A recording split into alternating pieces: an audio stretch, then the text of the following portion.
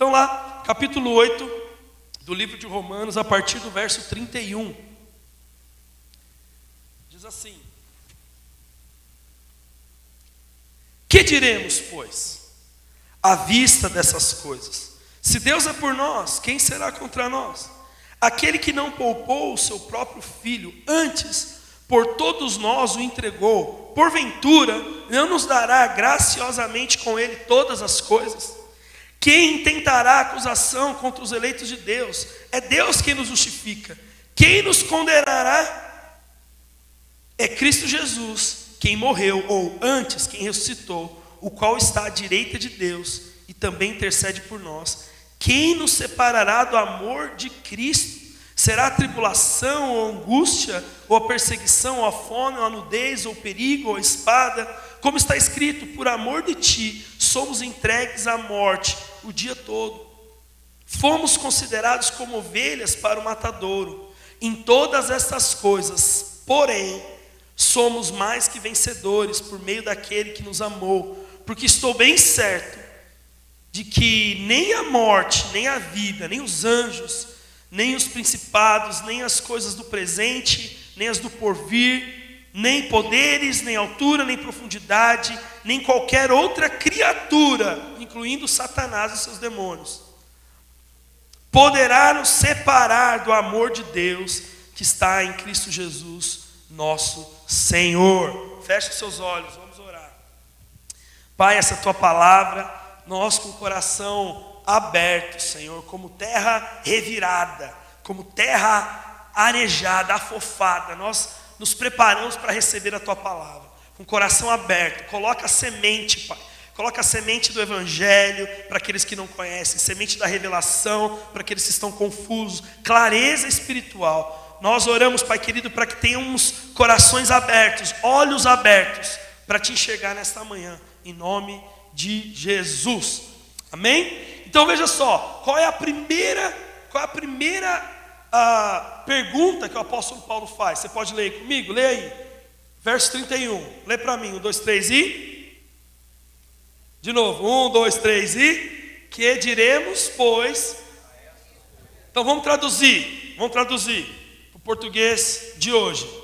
E aí, o que você diz sobre isso? O que você tem para me falar sobre isso? Aí eu te pergunto, sobre isso o quê? Do que ele está falando? Ora, o jeito de saber o que ele está falando é voltar aos capítulos anteriores. Então vamos lá, nós estamos no capítulo 8 de Romanos. Mas se você voltar, eu anotei aqui para ficar mais fácil. Se você voltar ao capítulo 1 de Romanos, você vai perceber que o apóstolo Paulo estava falando. No capítulo 1 de Romanos, ele está falando sobre a justificação pela fé. Ele está falando, não tem jeito de ser justo diante de Deus se não for crendo em Jesus Cristo. Se você não recebe a Jesus, você jamais será justificado. Pode ser judeu, pode ser budista, pode ser islâmico, pode ser o que você quiser. Se você não receber a Jesus Cristo como seu Senhor e Salvador, crendo, você jamais será justificado. Diz ainda que nenhum homem foi justificado pela fé, ou pelas obras, sem a fé. Ninguém foi justificado sem a fé. No capítulo 2 e 3 ele fala sobre a nossa culpa. No capítulo 2 e 3 de Romanos, ele vai jogar um caminhão de culpa sobre nós. O erro foi nosso mesmo, a culpa é nossa mesmo, não tem o que fazer. No capítulo 4, ele começa a dar detalhes sobre a nossa justificação. Bom, já que o homem pecou, já que o homem errou, já que o homem é culpado, então qual a maneira de sermos justificados diante de Deus? Ele começa a falar, crendo no Senhor Jesus. Aí, no capítulo 6, ele fala que nós somos livres do pecado. Porque qual que é o problema? O problema é que nós somos justificados posicionalmente. Então nós somos legalmente justificados diante de Deus. Mas experiencialmente, quer dizer, você olha para a sua vida e você não enxerga essa justificação. Você olha para a sua vida e você vê pecado. Você olha para a sua vida e você vê erro. Você vê falha no caráter. Eu vejo falha no meu caráter. E eu falo, como é que eu posso ser justificado? Como é que eu posso acreditar que eu fui justificado se eu estou olhando para essa sujeiraiada toda? Então o Senhor está falando aqui que a justificação é pela fé. No capítulo 6, nós somos livres do pecado. Jesus resolveu o problema do pecado na cruz. Mas pastor, então quer dizer que eu não peco mais? Infelizmente ainda peca.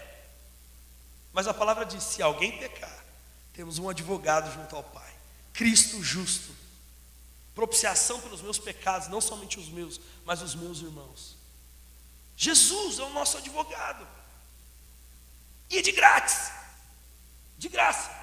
E não é de graça porque não tem valor, é de graça porque alguém já pagou. Quando alguém te chama para jantar na casa dele, um amigo, você vai lá e come de graça. Você ofende se você falar assim, quanto que é? Não, mano, tá doido, eu te chamei, você é meu amigo. Você come de graça, mas não quer dizer que foi de graça a comida. Alguém pagou o preço, alguém gastou tempo para cozinhar, para te dar voluntariamente, gratuitamente. Essa é a nossa salvação. Foi nos dado de graça, mas não é porque não tem valor. É porque o valor é tão grande que se fosse cobrar, ninguém conseguiria pagar. Por isso o Senhor decidiu resolver o problema da salvação do homem. Ele mesmo falou, deixa que eu vou lá resolver. Porque se eu deixar para eles, você sabe, desde a criação do homem até Jesus, passou aí pelo menos aí de 3 a 4 mil anos. Ninguém conseguiu resolver o problema. E olha que Deus levantou homens santos. Olha que Deus levantou homens poderosos. Olha que Deus levantou homens segundo o coração dele. O homem mais sábio do mundo viveu nessa época. Ninguém resolveu o problema da salvação. Ninguém conseguiu por si resolver. Nenhuma religião, nenhum grupo, nenhuma cultura resolveu o problema da salvação. Por isso Jesus veio, de uma vez por todas, o Cordeiro de Deus, que tira o pecado do mundo, que resolve o problema do seu pecado. O apóstolo Paulo está falando ali no capítulo 6. No capítulo 7 ele fala sobre a lei. Ele fala exatamente isso. Ninguém pode se justificar pela lei. O único que foi justificado foi... Quem foi justificado foi pela fé. Seja no Novo Testamento ou no Velho Testamento. Eu não sei se você já parou para pensar, mas a maneira como nós somos salvos hoje, como que é que nós somos salvos hoje? Crendo que Jesus veio e morreu na cruz. Nós somos salvos olhando para o passado. Os que eram contemporâneos a Jesus foram salvos olhando para o Cristo encarnado, o Deus que se fez gente. Eles foram salvos porque creram. Muita gente viu Jesus e não creu. Muita gente. E como que o povo do Velho Testamento foi salvo? Olhando para o futuro. A expectativa que Jesus viria. Eles não sabiam o nome, eles não sabiam como seria, mas eles criam. Eles criam. E Abraão foi justificado pela fé. Lá em Hebreus diz a lista dos homens de Deus que foram justificados pela fé. Fala até que algumas mulheres foram, como Sara e Raabe. Raabe, amor? Especialista em mulheres da Bíblia. Foram justificados pela fé. Que fé? Fé que ele viria. A mesma fé que nós temos, que cremos que ele veio. Porque quando falam que Jesus não existiu, você fala, mano, não é possível, velho, esses caras estão nessa ainda. Jesus não existiu. É provado cientificamente, historicamente que ele existiu. O cara pode até achar que ele não é o Messias, mas que ele existiu, existiu. Mas lá no fundo afeta. É uma questão de fé. Nós nunca teremos essa resposta. A ciência nunca vai encontrar a resposta. Porque senão não vai ser mais um matter of faith. Se a ciência chegar e falar, achamos o sangue de Jesus, o DNA está aqui. Contam histórias na internet, né? Mas se a ciência fizer isso, não vai mais ser uma questão de fé. Vai ser uma questão de prova. Mas a palavra diz que ninguém se justificou pelas obras. A justificação é somente e exclusivamente pela fé. Não importa o período da história que você viveu. É pela fé. Amém? E aí seguindo então, falando de tudo isso, no capítulo 8, antes do verso 31, nesse capítulo todo, o que o apóstolo Paulo está falando? Está falando que o Espírito Santo é o penhor da nossa salvação. E o que é penhor? Você que mora aqui nos Estados Unidos, você está muito familiarizado com isso. Penhorar é uma coisa muito tranquila aqui nos Estados Unidos. Você tem um relógio, você tem um violão antigo, você tem algo, um livro muito antigo, algo de valor, e você precisa de um empréstimo. E você não quer pegar no banco, você quer uma coisa mais rápida, mais tal, vamos lá, resolve. Então você pega a sua moto antiga, leva no pawn shop, e aí eles vão avaliar, sua moto vale 5 mil, eles falam assim, eu posso te dar 3. Se você vier daqui tanto tempo com os 3 mil, com os 3.500, com os 3 mil, você pega a sua moto de volta, você resgata a sua moto. Se você não vier, essa moto é minha. Mas ele sabe que a moto vale muito mais do que o dinheiro que ele te emprestou. Então esse é o business, esse é o negócio. E a palavra está dizendo em Romanos 8 que o Espírito Santo é penhor da nossa salvação. O que é isso? Deus envia então, depois de Jesus morrer e ressuscitar, Deus envia o Espírito Santo. E o Espírito Santo vai habitar aonde? Vamos, irmãos? Em nós. Ele habita aqui nesse prédio? Não, só que não é a casa de Deus. Quando a gente fala, eu quero estar nesse lugar, me deixa ficar nesse lugar, nós estamos falando da presença. Isso aqui podia ser ali fora, no parquinho, debaixo de um pé de manga, na praia podia ser. O prédio não é santo. Isso aqui não é templo, irmãos. Não cai nessa de, vamos à casa de Deus. Você é a casa de Deus. Sabe o que é casa de Deus? Irmãos congregando. Por isso que é tão importante os irmãos estarem reunidos. Por isso que é importante o churrasco. Por isso que é importante a célula. Por isso que é importante, porque irmãos reunidos expressam a Deus. Irmão sozinho, você não expressa. Desculpa, você não expressa a plenitude ou a totalidade da igreja. Irmão sozinho, é sempre conjunto, comunhão. Jesus não fez a obra sozinho. Quem, com todo respeito, quem você está achando que você é? Que você vai conseguir? Você não vai. Você precisa dos irmãos.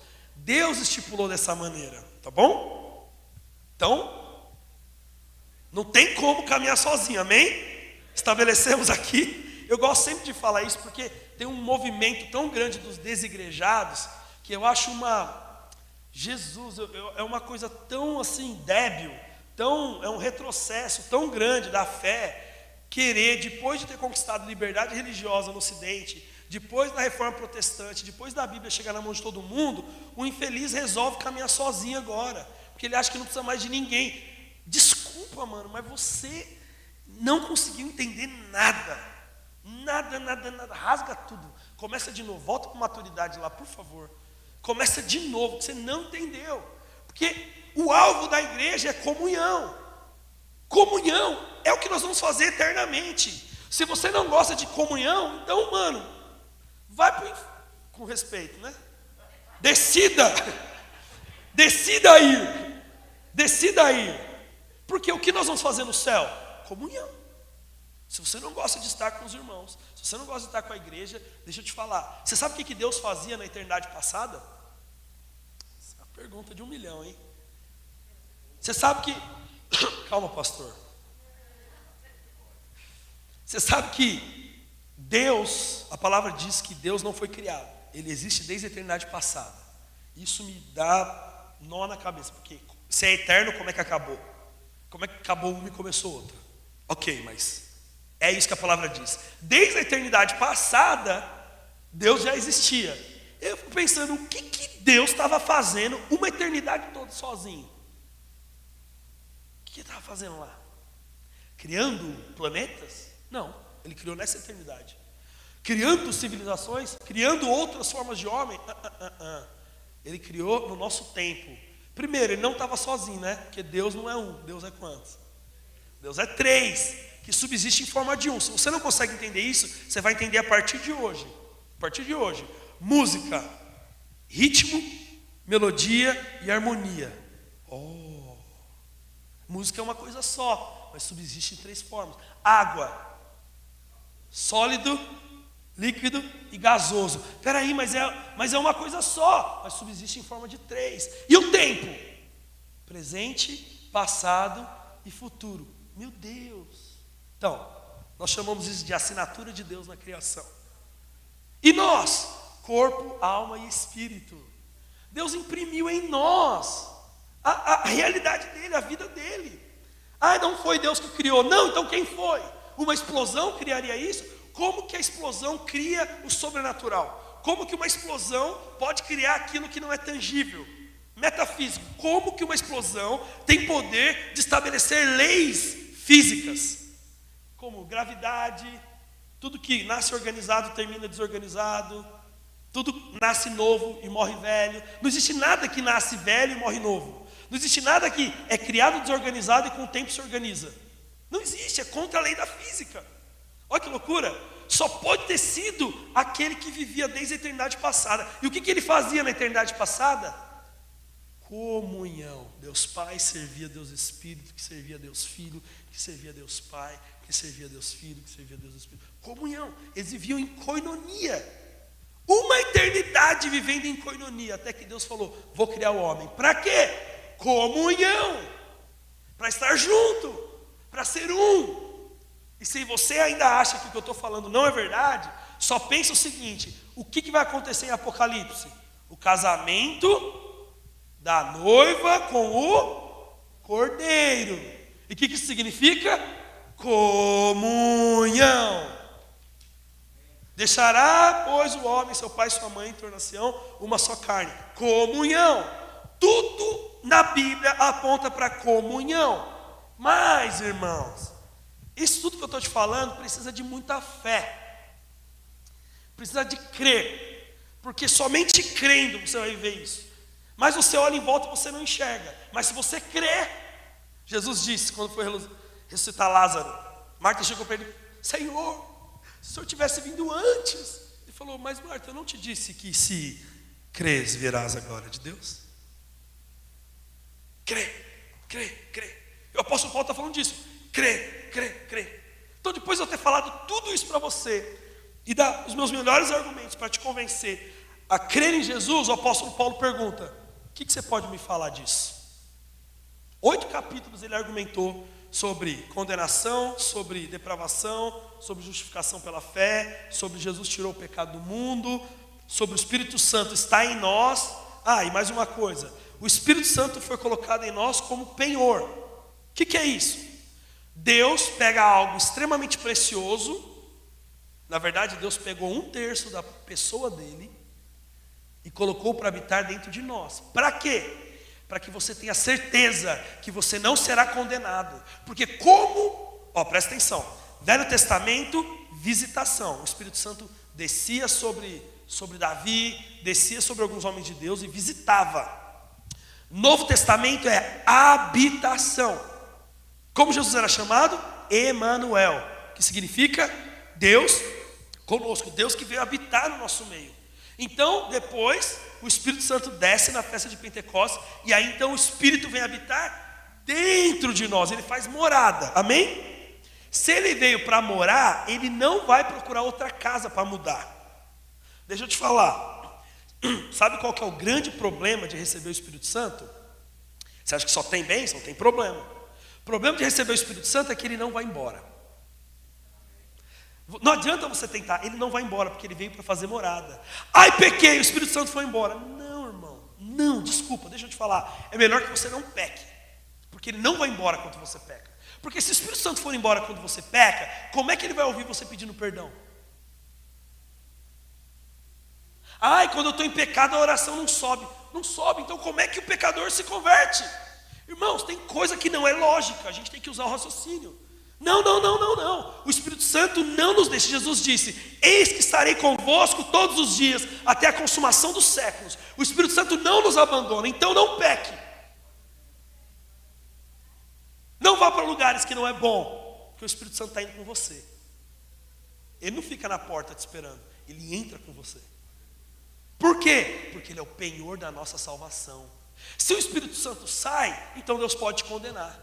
Mas se o Espírito Santo habita em você, como que Deus pode condenar o próprio Espírito dele? Nossa! Nunca tinha pensado nisso. Pois é inteligente, né? Foi Deus quem pensou nisso. Deus colocou o Espírito, e o apóstolo Paulo está falando, o Espírito foi colocado em nós para isso mesmo, para que não haja condenação para os eleitos de Deus. Se o Espírito Santo habita em você, Deus não pode condenar.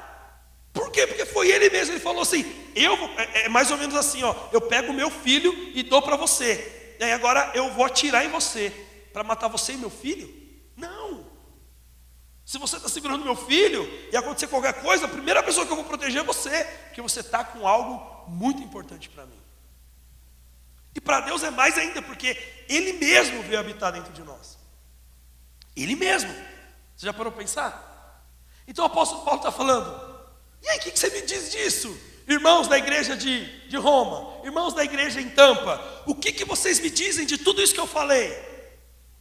Uau! Que diremos, pois, à vista dessas coisas? E aí ele continua: Essa é a primeira pergunta, tá, irmãos?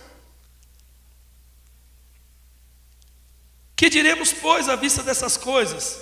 Segunda pergunta: se Deus é por nós, quem...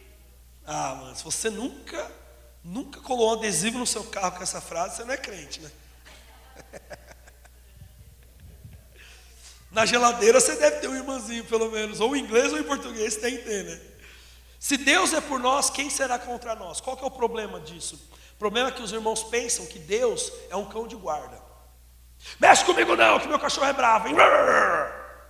Ai daquele que levanta a mão contra o ungido de Deus. O Senhor faz justiça. Não é isso, mano. Não é isso. É assim, ó. Se Deus está conosco, quem terá coragem de se levantar contra nós? Quem tem coragem de se levantar?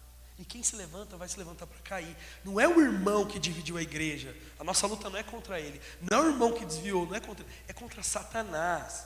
Isso aqui o apóstolo Paulo está falando para que a igreja reconheça a grandeza. Porque é o seguinte, existe uma esquizofrenia no meio evangélico, que a gente acha que Deus e Satanás, eles rivalizam. Não existe rivalidade entre Deus e o diabo. O diabo é um servo. O diabo é uma criatura. O diabo não tem poder para rivalizar com Deus. Não é a luta do bem contra o mal. Não é. A palavra diz que quando Jesus vier, com o sopro da sua boca destruirá o inimigo. Você acha que tem alguma rivalidade? Jesus não vai nem pegar em armas para destruir a Satanás. Que rivalidade é essa? Está entendendo? Não é uma coisa assim, ai meu Deus, Jesus precisa ficar bem ligado, viu? Porque o inimigo é astuto. Pode ser que a hora que ele virar, o rabo dele bate e você escorrega. Ai Jesus, vamos preparar o exército. Jesus, prepara bem a igreja, porque pode ser que o diabo tenha alguma chance contra nós. Não tem, ele já foi destruído na cruz do Calvário. A palavra diz que Jesus os expôs publicamente e sobre eles triunfou. Já está acabado, está destinado, está selado. Satanás sabe o seu destino, não tem como fugir do seu destino. Mas nós que também fomos destinados por Deus, esquecemos o nosso destino e não acreditamos no nosso destino. Vivemos como se não fôssemos. Oramos como aqueles que não têm poder. Pedimos como se não tivéssemos acesso. O diabo não. O diabo ele toca para destruir, porque ele sabe que foi para isso que ele veio. O diabo vai levar o máximo de gente possível com ele, porque é para isso que ele está aqui até agora. Ele sabe que não tem jeito.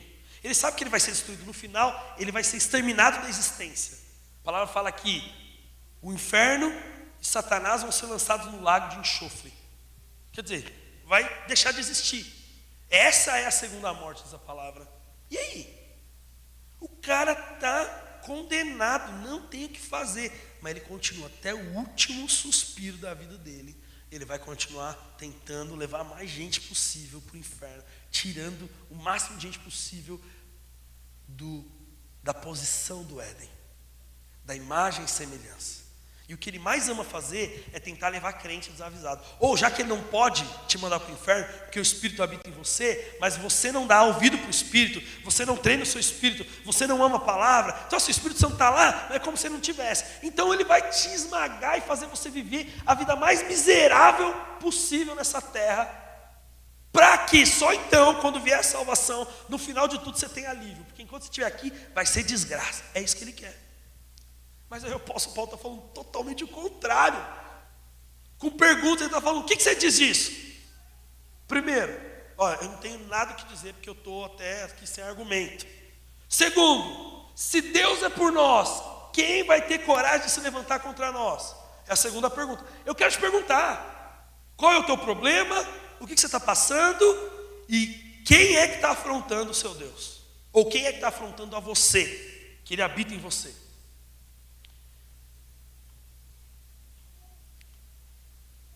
Olha a outra pergunta. Aquele que não poupou seu próprio filho, antes por todos nós o entregou, porventura não nos dará graciosamente com ele todas as coisas? Irmão, pensa comigo aqui. Se Deus te deu o filho, que é a pessoa mais importante. Meu pai faleceu, fez 10 anos que ele faleceu. Meu pai morreu com 55 anos de... Todo lugar que eu vou falar desse homem. Eu vou falar, acho que o resto da vida. Acho que um dos meus ministérios é honrar a memória dele. Meu pai morreu com 55 anos de idade, de câncer. Venceu o câncer 2 vezes, na terceira ele se foi. Homem de Deus, pastor, santo. Nunca chegou uma conta que meu pai esqueceu de pagar, até hoje. No dia do velório do meu pai, eu estava lá e vem um irmão grandão. Irmão, eu nunca lembro se o nome dele é Natal ou Noel, mas alguma coisa a ver com um bom velhinho. Ele veio chorando, grandão assim, um tiozão, chorando, me abraçou, me apertava. E eu, nossa, mano, será que esse cara tinha com meu pai aqui? Chorando tanto, nem eu tô chorando assim, já chorei tudo que tinha para chorar. E o cara chorando, numa sala desse tamanho assim, que meu pai estava sendo velado. Aí ele terminou de chorar, recuperou assim. Falei, meu irmão, você está emocionado, né? O que foi? Ele falou, pastor, 10 anos atrás, aqui nessa sala, um parente meu estava sendo velado. Seu pai veio fazer o velório, pregou o evangelho, eu aceitei Jesus. Aqui, nessa sala. É por isso que eu estou chorando. Porque um herói da minha fé está indo embora. Sabe, aquilo encheu meu coração. Aquilo é loucura. O que eu estava falando antes disso? Amém. Só queria honrar meu pai mesmo. Obrigado, irmão. Muito bem, entendi. Quando meu pai faleceu, irmãos, eu e meu irmão tínhamos a escola lá, nós tínhamos uma escola de inglês no Brasil. E eu olhei para o meu irmão, tudo na escola lembrava o meu pai. A gente tinha feito algumas reformas na casa, e ele que tinha feito a maioria das reformas. Umas paredes assim meio de drywall e tal, ele que tinha feito. E a gente entrava na sala, parecia que eu sentia o cheiro dele. Eu ia para a recepção, parecia que eu via ele sentado. Era um troço a presença dele tão forte, que tudo perdeu a graça. Tudo perdeu o valor. Tudo perdeu o valor. Tudo. Se alguém falasse assim, então, Saulo, você não tem mais trabalho. Tá bom. Porque você viu, fulano morreu. Puxa. Tudo tinha perdido valor. Tudo. Então, se Deus entregou Jesus, eu posso te garantir, tudo perdeu o valor. Não quer dizer que não é mais importante. É que perdeu o gosto, perdeu o brilho. Aí eu vou te perguntar. Vamos supor, como que é o nome do irmão? O irmão Robson tem um problema de enfermidade. E o meu pai tinha, vamos supor que um órgão. Tinha que pegar, o órgão do meu pai era perfeito para encaixar no irmão Robson. E aí eu decidi entregar meu pai ia morrer para salvá-lo, ok? Aí eu fui lá, entreguei uma hipótese bem maluca, mas assim, só para os irmãos entenderem. Meu pai, arrancaram o órgão dele e ele teve que morrer por causa disso. Entregamos e salvamos a vida do irmão Robson. Ok. Aí o irmão chega para mim e fala assim, Saulo, eu precisava de um carro também. Você acha que eu não vou dar o carro para ele? Depois de ter entregado meu pai, o que mais que tem valor? O que mais pode ser... O que mais pode me afetar? O que mais eu não entregaria para ele se eu entreguei aquilo que era mais importante para mim? Está entendendo? Quando Jesus entregou o filho dele por mim e por você, aí você pega, Senhor, me dá uma casa. Qual que é o problema de pedir uma casa para Deus? Tem problema pedir uma casa para Deus? Não tem problema. Mas o ponto é, o apóstolo Paulo está falando assim, o que nos negará? O que ele pode nos deixar de nos dar, se já nos deu de graça todas as coisas em Cristo Jesus? Essa é a palavra. Aí eu vou te falar, você sabe por que você não recebe aquilo que você pede para Deus? Porque você não tem noção da bondade, do coração e de tudo que Ele já te deu. Eu vou te dizer, se nós tivéssemos noção do que o Senhor já nos entregou, a gente não teria coragem de orar pedindo mais nada. Mais nada. Se olhar e falar assim, não, né, meu? Você já deu Jesus, cara. Que mais que eu estou querendo? Eu posso te garantir, talvez seja difícil de você compreender isso nessa manhã, mas se a partir de hoje você perdesse tudo que você tem, filhos, família, esposa, marido, casa, fosse acometido de uma doença gravíssima e padecesse assim, no próximo mês, assim, definhando, sofrendo muito, mesmo assim, você teve todas as coisas que Deus poderia te dar. Não é loucura isso? Por quê? Porque o que verdadeiramente importa é o Senhor. É óbvio, Deus não coloca doença em ninguém, Deus não pune, não, esse não é o nosso Deus. Esse definitivamente não é o nosso Deus. Nosso Deus é Pai amoroso. Ele ama dar boas coisas aos filhos. Se você pedir em nome de Jesus, o próprio Jesus disse: tudo que vocês pedirem no meu nome, eu vou te dar. Está entendendo? Mas compreender que nós já recebemos tudo em Cristo Jesus, deixa eu te falar, essa cidade vai ficar pequena para 15, 20 irmãos que entenderem isso. Sabe por que é tão difícil ganhar a cidade? Porque nós não entendemos que nós somos em Deus. Nós não entendemos que Ele já nos entregou a cidade. Porque Ele entregou Jesus. Jesus vale muito mais do que a cidade. Porque se Ele entregou Jesus, por que Ele não pode entregar a cidade nas nossas mãos e a gente salvar essa cidade inteira para Ele? Na verdade é o que Ele quer, mas nós não entendemos. O apóstolo Paulo está falando: o que você acha que vai ser negado se Ele já te entregou tudo que era possível alguém entregar? Já foi entregue. O que mais que está faltando? Mais nada. Continuando.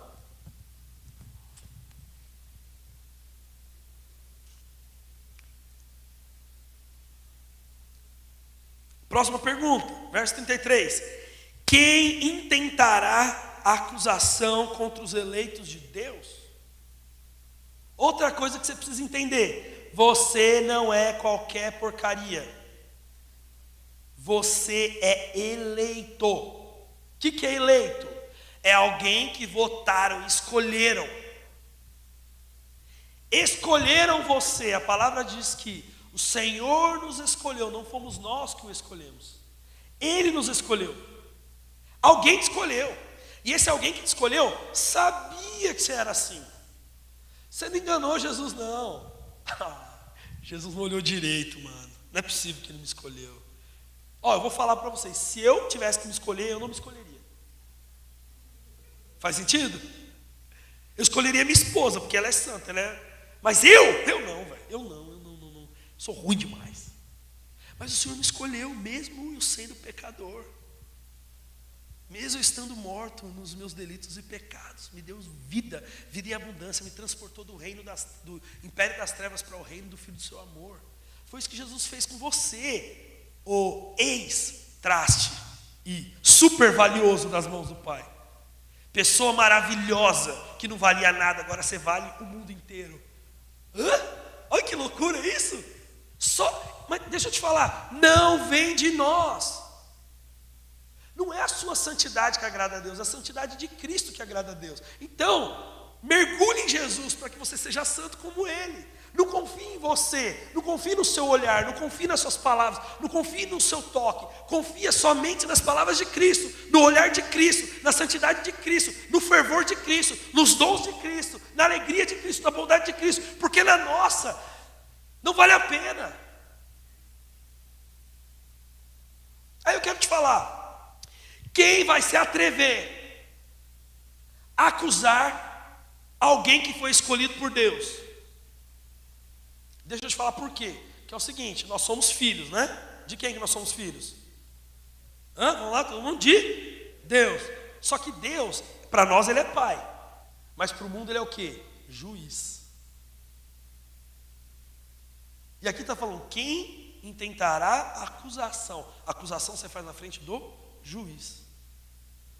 O diabo esquece, quer dizer, o diabo sabe, quem esquece é a gente, que no dia do juízo nós estaremos sendo julgados pelo nosso Pai.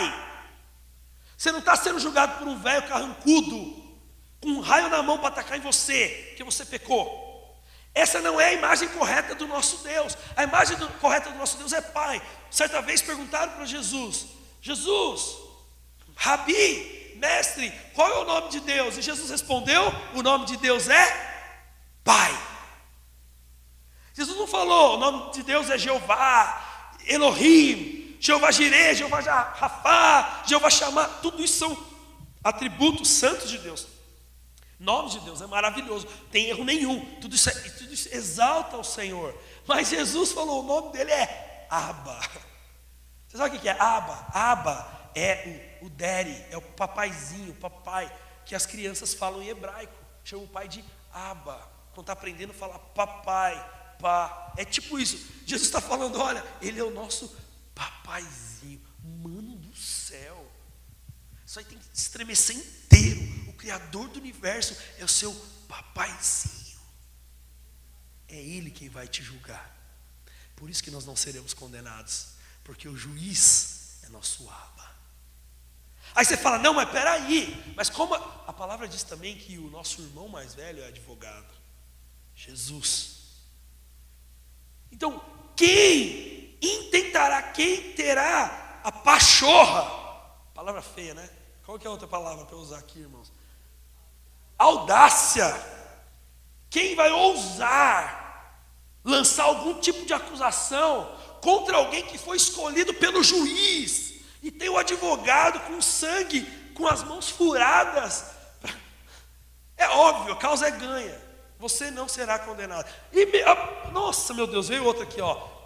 O pai está sentado na cadeira do juiz, o irmão mais velho está sentado como advogado e o Espírito está dentro de nós.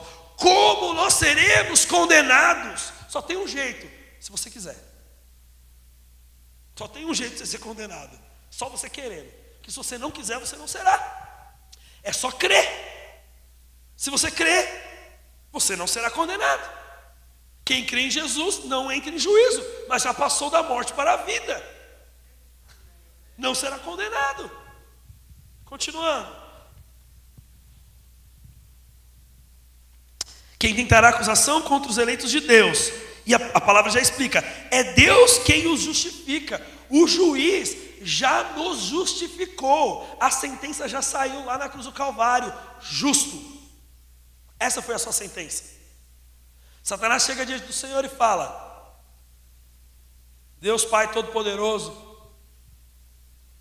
Criador dos céus e da terra, sei lá, eu nem sei se na nova aliança ele tem mais poder de chegar diante de Deus, mas vamos supor que ele tenha.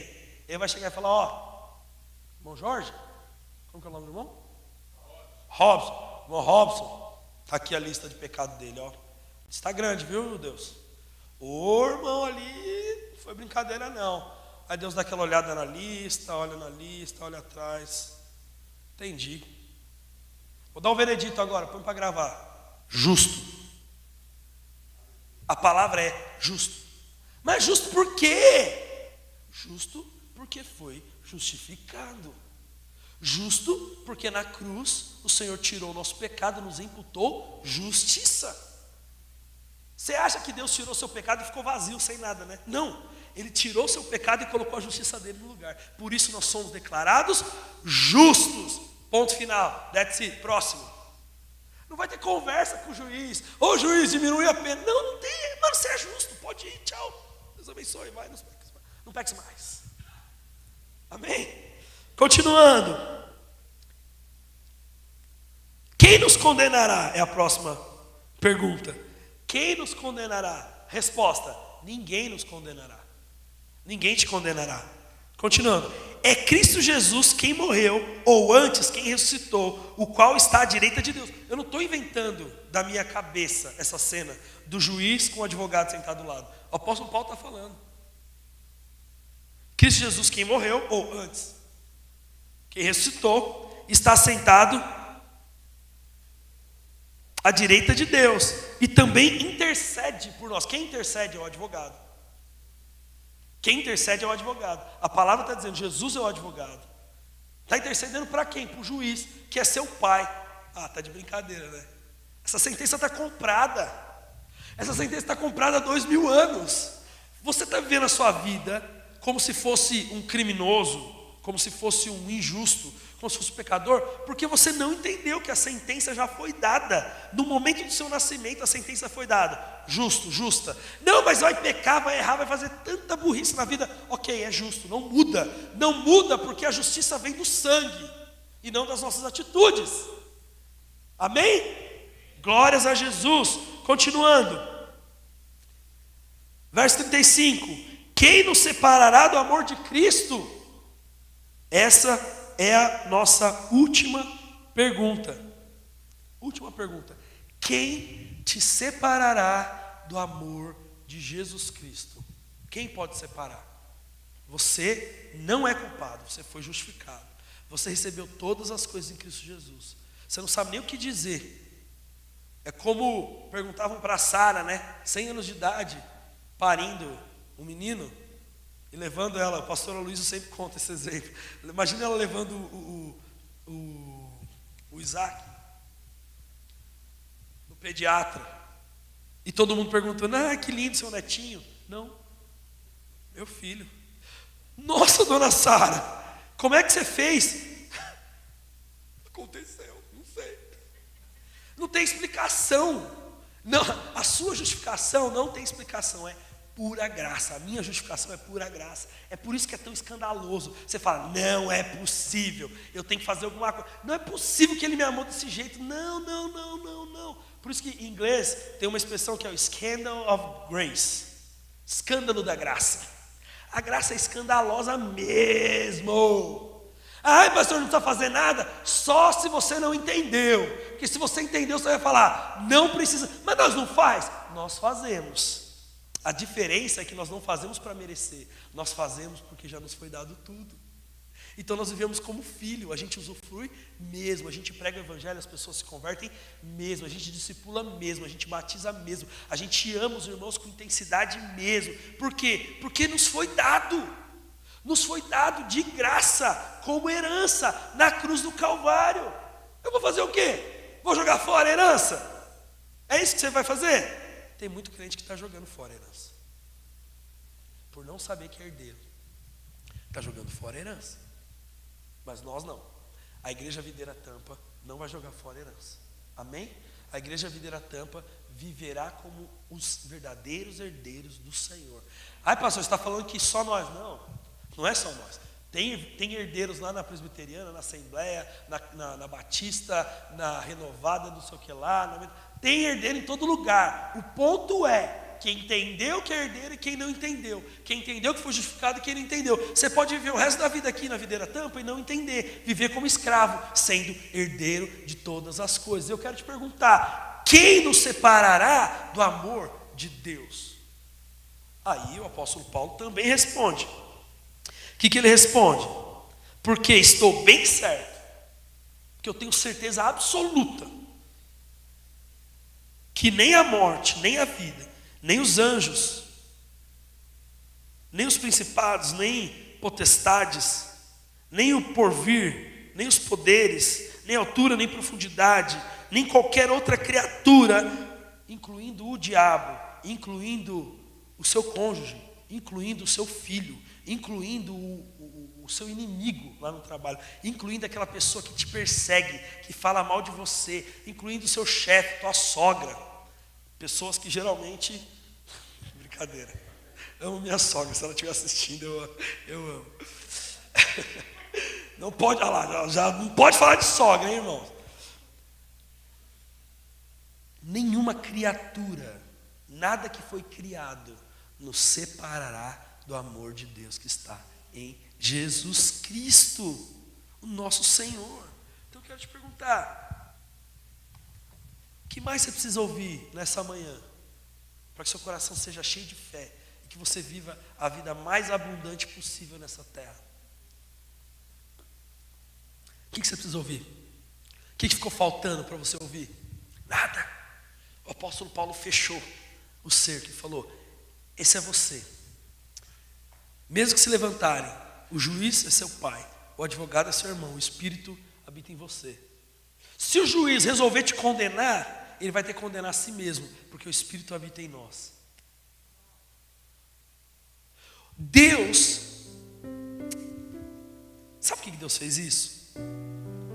Porque no fundo, você não tem culpa de nada, sabia?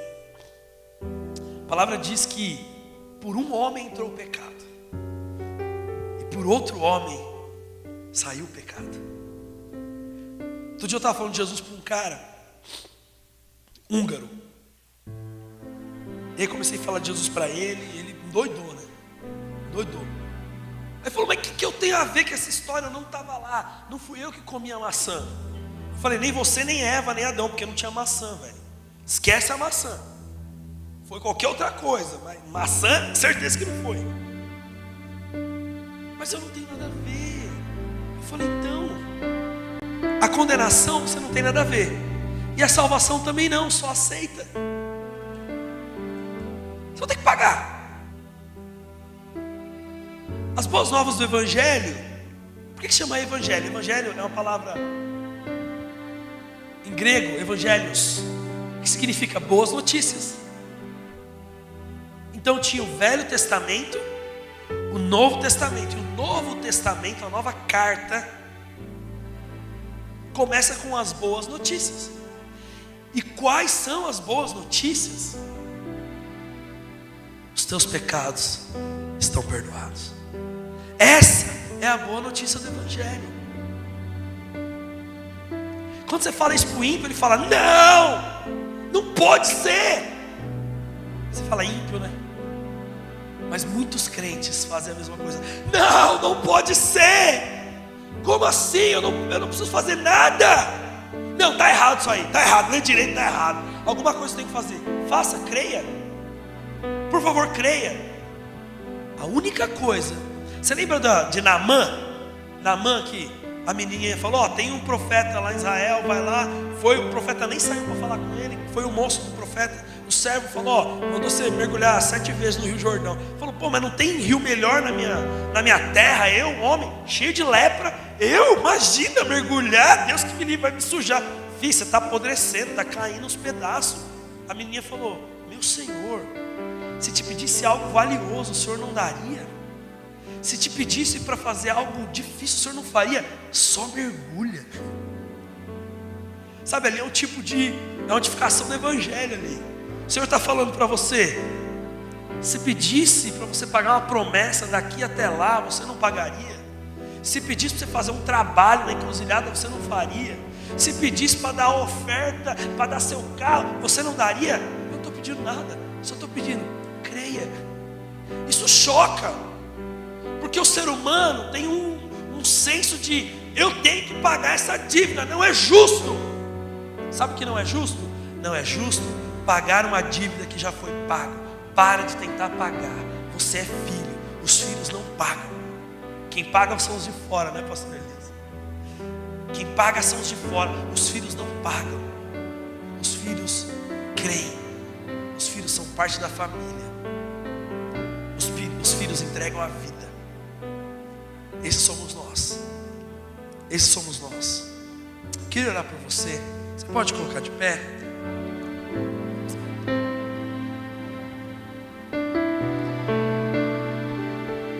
Só você que é filho e filha. Se você não é, não precisa orar, tá bom? Mas se você é, eu quero fazer uma oração com você agora. Amém? Feche seus olhos, põe a mão no seu coração. Vamos orar. Pai de amor, repete comigo, Pai de amor. Eu sou teu filho. Eu sou herdeiro. Eu entendi hoje que não está me faltando mais nada. Mesmo assim, eu tenho uma listinha para te pedir. E como todo bom filho, eu vou te pedir coisas até o último dia da minha vida, porque eu creio na sua bondade. Mas Pai, hoje eu entendi que Jesus Cristo é tudo o que eu preciso. Eu entendi que a minha salvação está garantida por causa do Teu Espírito que habita em mim. Pai, me dá entendimento para viver debaixo dessa revelação a partir de hoje. Quando eu tiver um problema, eu vou ordenar que o problema cesse, porque eu creio que a solução já me foi dada. Quando eu tiver uma tribulação, quando o irmão estiver passando por necessidade, eu vou liberar uma palavra de fé, porque eu creio que tem poder naquilo que eu digo, por causa do Teu sangue, por causa do Teu sacrifício. Hoje eu entendo, Pai, não tem nada a ver comigo, tem tudo a ver com o Senhor. Eu creio, em nome de Jesus.